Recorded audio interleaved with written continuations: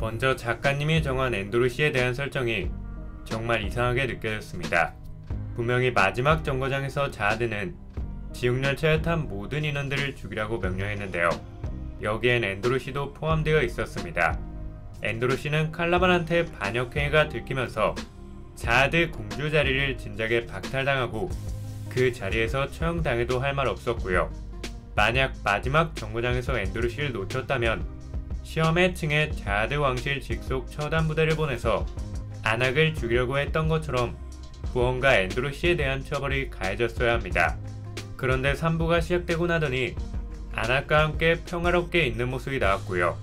엔도르시를 처벌한다는 설정이 나오기는커녕 이번 화엔 오히려 엔도르시가 최근에 떠오르고 있는 신성 아이돌이라는 설정이 나오면서 엔도르시를 치켜 세우기까지 했습니다. 아무리 엔도르시가 선별인원이라고 하더라도 자하드 공주인데 계속 왕명을 거역하는 엔도르시를 놔둔다는 설정은 도무지 납득할 수 없었고요.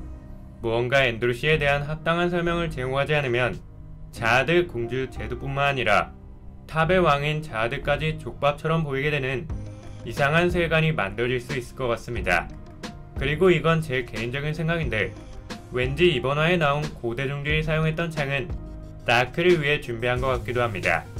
예전부터 작가님은 라크맘을 한 팀으로 묶어서 같이 싸우는 모습을 보여줬는데요. 이 중 가장 압도적이었던 건 당연히 비선별연인 밤이었습니다. 밤한테는 엔유가 사용했던 시동무기 가시를 줬고요. 지옥열차에서는 레볼루션을 통해 쿤과 라크보다 넘사벽으로 강해지게 만들었습니다. 작가님은 이 격차를 조금이나마 메꾸기 위해 쿤한테는 백정경이라는 아이템을 선물해줬고요. 얼음 속성의 신수를 사용할 수 있게 만들었습니다.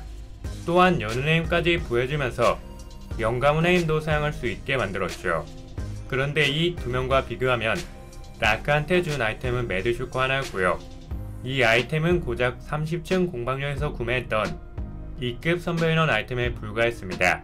그리고 고대종의 힘을 부여해주긴 했지만 랭커한테는 역부족인 모습을 보여주면서 초창기 파워풀했던 라크에 비하면 많이 초라해진 게 현실이었죠. 그래서 작가님은 고대종들이 자유자재로 다룰 수 있는 특수한 아이템을 라크한테 선물해주려고 하는 게 아닌가 싶은데요. 이번 화에 루에몬이 이 창을 던져서 하랭커 베이루드 등을 위협했을 정도면 라크도 이 창을 자유자재로 다루게 될 때쯤이면 충분히 하랭커급이라고 평가해도 될 것 같습니다. 그리고 루에몬이 이 창을 던졌을 때는 시동시키지 않은 일반적인 상태에서 던진 건데요. 라크가 이 창을 시동시키게 된다면 훨씬 강한 위력을 과시하지 않을까 싶습니다. 굳이 고대종만 사용할 수 있는 데다가 창지기인 라크 근처에서 이 창이 나왔다는 건 왠지 라크를 위해 준비해둔 아이템인 것 같기도 합니다. 마지막으로 야마가 퍼그의 원로도 두려워하지 않는 모습을 보여줬는데요. 원래 슬레이어들은 원로를 그렇게 무서워하지 않습니다.